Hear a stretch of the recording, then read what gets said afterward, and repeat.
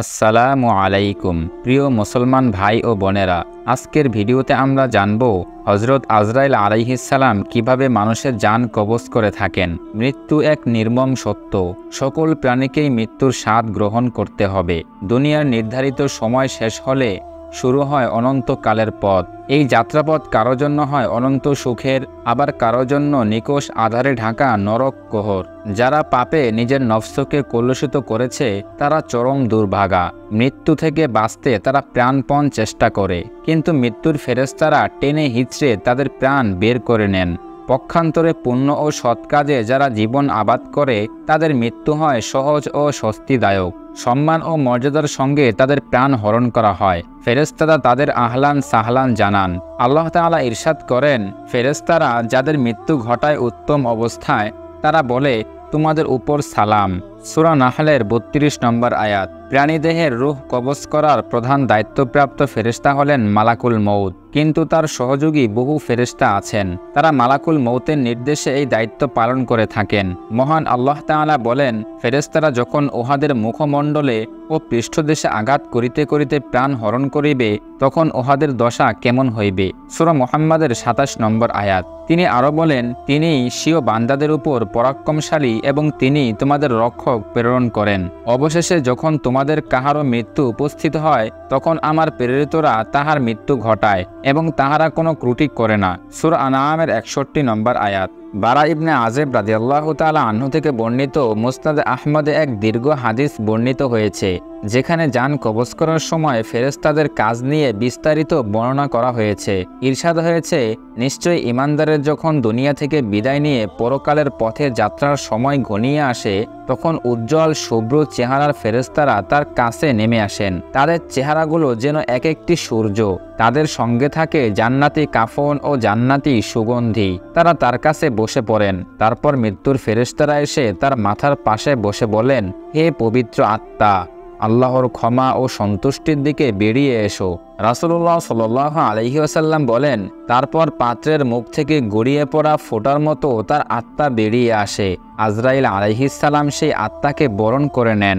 আজরাইল আলাইহিস সালাম হাতে নেওয়া মাত্র চোখের পলকে অন্য ফেরেশতারা সেই আত্মা নিয়ে জান্নাতি কাফনে ও জান্নাতি সুগন্ধিতে রেখে দেন। তার থেকে মেশকের চেয়ে উত্তম সুগন্ধি ছড়িয়ে পড়ে, যা কখনো কখনো জমিনেও অনুভূতি হয়। আল্লাহর রাসূল সাল্লাল্লাহু আলাইহি ওয়াসাল্লাম বলেন, এরপর তারা সেই আত্মা নিয়ে ঊর্ধ্ব আহরণ করতে থাকেন। যখনই কোনো ফেরেশতা পাশ দিয়ে অতিক্রম করেন ফেরেশতারা জিজ্ঞেস করেন, এটা কার পবিত্র আত্মা? তারা তার নাম উল্লেখ করে বলেন, অমুকের ছেলে অমুকের আত্মা। এভাবে তারা প্রথম আসমানে পৌঁছান। আসমানের দরজা খুলতে আহ্বান করেন। তাদের জন্য আসমানের দরজা খোলা হয়। এভাবে সব আসমানের ফেরেশতারা পরবর্তী আসমান পর্যন্ত তার অনুসরণ করে বিদায় জানান। তারপর তিনি সপ্তম আসমানে পৌঁছে যান। তখন আল্লাহ তাআলা বলেন, আমার বান্দার আমলনামা ইল্লিয়িনে রেখে দাও এবং তাকে দুনিয়ায় ফিরিয়ে নাও। নিশ্চয়ই আমি তাদের মাটি থেকে সৃষ্টি করেছি এবং তাতেই ফিরিয়ে দেব এবং তার থেকে দ্বিতীয়বার বের করে আনব। রাসূলুল্লাহ সাল্লাল্লাহু আলাইহি ওয়াসাল্লাম বলেন, তারপর তার রূহ তার দেহে ফিরিয়ে আনা হয়। এরপর তার কাছে দুজন ফেরেশতা আসেন। তারা তাকে বসান। তারা তাকে জিজ্ঞেস করেন, তোমার রব কে? তিনি বলেন, আমার রব আল্লাহ। তারা জিজ্ঞেস করেন, তোমার ধর্ম কি? তিনি বলেন, আমার ধর্ম ইসলাম। তারা বলেন, তোমাদের কাছে পাঠানো এই লোকটি কে? তিনি বলেন, তিনি আল্লাহর রাসূল মুহাম্মদ সাল্লাল্লাহু আলাইহি ওয়াসাল্লাম। তারা আবার বলেন, তোমার জ্ঞানের উৎস কি? তিনি বলেন, আমি আল্লাহর কিতাব পড়েছি, তার উপর ঈমান এনেছি এবং তা সত্যায়ন করেছি। তখন ঘোষণা আসে, আমার বান্দা সত্য বলেছে, তার জন্য জান্নাতের বিছানা বিছিয়ে দাও, তাকে জান্নাতের পোশাক পরিয়ে দাও, জান্নাতের দিকে তার জন্য একটি দরজা খুলে দাও। রাসূল সাল্লাল্লাহু আলাইহি ওয়াসাল্লাম বলেন, এরপর তার কাছে জান্নাতের সুঘ্রাণ ও সুরভি আসতে থাকে এবং তার দৃষ্টি সীমা পর্যন্ত কবর প্রশস্ত করে দেওয়া হয়। এরপর একজন সুদর্শন সুন্দর পোশাক পরিহিত ও সুগন্ধি যুক্ত লোক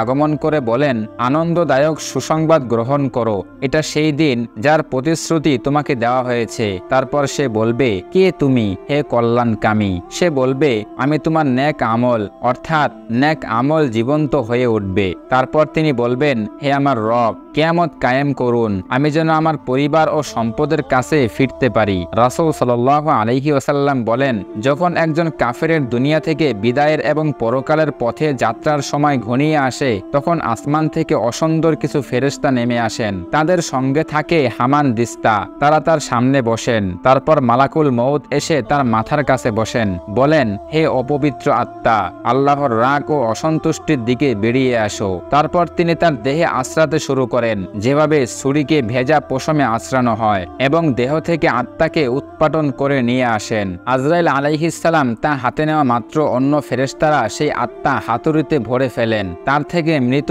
পচা লাশের দুর্গন্ধ বের হয়, যা কখনো কখনো দুনিয়ার মানুষও অনুভব করে। তারা একে নিয়ে ঊর্ধ্ব আরোহণ করেন। তারা যখনই ফেরেশতাদের কোনো দলের পাশ দিয়ে অতিক্রম করেন, ফেরেশতারা জিজ্ঞেস করেন, এই নাপাক আত্মা কার? তখন তারা দুনিয়ায় তার কুৎসিত নাম উল্লেখ করে বলেন, অমুকের ছেলে, অমুকের আত্মা। এভাবে তারা প্রথম আসমানে পৌঁছান। তার জন্য আসমানের দরজা খোলার আহ্বান করা হয়, কিন্তু তার জন্য দরজা খোলা হয় না। তারপর রাসূল সাল্লাল্লাহু আলাইহি ওয়াসাল্লাম এই আয়াত তিলাওয়াত করেন, যার অর্থ হলো, তাদের জন্য আসমানের দরজাগুলো খোলা হবে না এবং তারা জান্নাতে প্রবেশ করতে পারবে না যতক্ষণ না সূচের ছিদ্র পথে উট প্রবেশ করবে। আল্লাহ তাআলা তখন বলবেন, তার আমলনামা জমিনের সর্বনিম্নে সিজ্জিনে রেখে দাও। তারপর তার রূহ ছুঁড়ে ফেলা হয়। এরপর রাসূল সাল্লাল্লাহু আলাইহি ওয়াসাল্লাম কুরআনের আয়াত পাঠ করেন, যার অর্থ হলো, এবং যে ব্যক্তি আল্লাহর সঙ্গে শরিক করল, সে যেন আকাশ থেকে ছিটকে পড়ল, অতঃপর মিত্রভোজী পাখি তাকে ছো মেরে নিয়ে গেল, অথবা বাতাস তাকে উড়িয়ে নিয়ে কোনো দূরবর্তী স্থানে নিক্ষেপ করল। সূরা হজ্জের ৩১ নম্বর আয়াত। তারপর তার রূহ দেহে ফিরিয়ে দেওয়া হয়। তার কাছে দুজন ফেরেশতা আসেন। তারা তাকে বসান। তারা তাকে জিজ্ঞেস করেন, তোমার রব কে? সে বলে, হায় আফসোস, আমি জানি না। তারা জিজ্ঞেস করেন, তোমার ধর্ম কি? সে বলে, হায় আফসোস, আমি তো জানি না। তারা আবার বলেন, তোমাদের কাছে পাঠানো এই লোকটি কে? সে বলে, হায় আফসোস, আমি জানি না। তখন আসমান থেকে একজন ঘোষক বলেন, সে মিথ্যা বলেছে। তার জন্য জাহান্নামের বিছানা বিছিয়ে দাও। জাহান্নামের দিকে তার জন্য একটি দরজা খুলে দাও। ফলে তার কাছে জাহান্নামের উত্তাপ ও লু হাওয়া আসতে থাকে। তার কবর এতটা সংকীর্ণ করে দেওয়া হয় যে তার এক পাঁজরের হাড়গুলো অন্য পাঁজরে ঢুকে যায়। তার কাছে একজন কুৎসিত চেহারা, দূষিত পোশাক ও দুর্গন্ধযুক্ত এক লোক এসে বলে, দুঃসংবাদ গ্রহণ করো, তোমাকে এই দিনের প্রতিশ্রুতি দেওয়া হয়েছিল। সে বলবে, তুমি কে? অকল্যাণ নিয়ে এসেছ? লোকটি বলবে, আমি তোমার বদ আমল। তারপর সে বলবে, হে আমার রব, কিয়ামত যেন সংঘটিত না হয়। মুসনাদ আহমদ। সুতরাং সর্ব অবস্থায় আমাদের উচিত মৃত্যুকে স্মরণ করা। মৃত্যু যেন সহজ হয় সেভাবে আমল ও ইবাদত বন্দেগী করা। কুরআনে বলা হয়েছে, আল্লাহ তাআলা জীবন দান করেন এবং তিনিই মৃত্যু ঘটান।